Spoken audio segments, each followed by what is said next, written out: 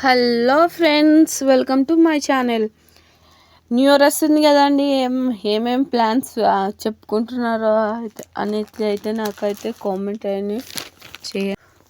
అయితే చేయండి. నేనైతే ఈరోజేమో సొరకాయ కర్రీ అయితే చేస్తున్నానండి. నాకైతే చాలా ఇష్టం. ఎందుకంటే సొరకాయ కర్రీ, జొన్న రొట్టెలు ఉంటే మాత్రం తినని వాళ్ళు కూడా తింటారు. అంత ఇష్టం నాకు ఇదైతే. అందుకే నాకు ఇష్టమని మా అత్త వాళ్ళు చేస్తే నేను కట్ చేసి అయితే చేస్తున్నాను.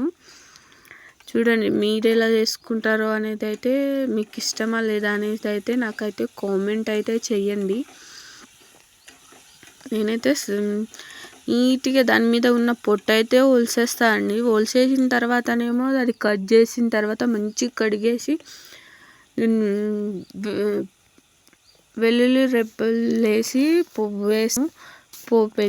వేసిన తర్వాత అది కొద్దిసేపు వేపుతాను. వేపిన తర్వాత కొద్ది మగ్గినట్టు అయితే అల్లం వెల్లుల్లి పేస్ట్ ఇంకా పసుపు అయితే వేస్తాను. కొద్దిసేపు తర్వాత అది మగ్గిన తర్వాత దాంట్లో నుంచి వాటర్ వస్తుంది కదా, అదే టైంలోనేమో కొద్దిసేపు ఇటు మంచిగా వేయిన తర్వాతనేమో కారం అయితే వేసుకుంటాను. మేమైతే ఎక్కువ కారం అయితే తింటామండి మా ఇంట్లో.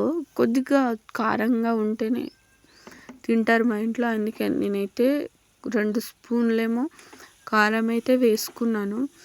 వేసుకున్న తర్వాత కలిపేసుకోవాలి. కలిపిన తర్వాత ఏమో కొద్దిసేపు తర్వాత నేనైతే 3 టమాటాలేమో కట్ చేసుకున్నాను.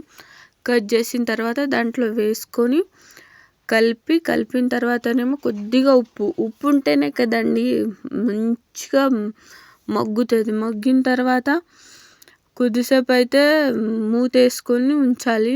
ఆ లోపల అయితే నేనైతే నాకు బాబు అయితే ఉన్నాడని తెలుసు కదండి, మా పాలైతే వేడి చేస్తున్నాను. పక్కనే మా పాలు మేమైతే పాల కేంద్రం నుంచి అయితే తెచ్చుకోమండి. మా ఇంట్లోనే బర్రె ఉంది.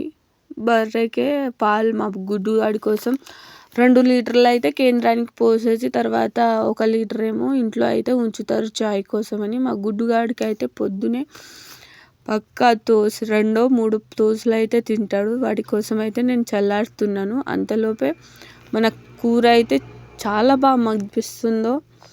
కొద్దిసేపు ఇటు అటు. నాకైతే గ్రేవీ ఉండాలండి. ఇలా ఉంటే మా మామ అయితే తినలేడు. అందుకనేసి మేమైతే గ్రేవీ కోసం అయితే వాటర్ పక్కా పోసుకుంటాము.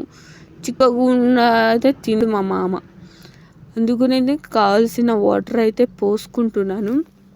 పోసుకున్న తర్వాతనేమో కొద్దిసేపు తర్వాత ధనియాల పౌడర్ మేమైతే వేసుకుంటాం. మ్యాక్సిమం అన్ని కూరగాయల్లో వేసుకుంటాం. ఎందుకో ఏమో మా అత్త, నాకు కూడా అంతకుముందు తెలియదు.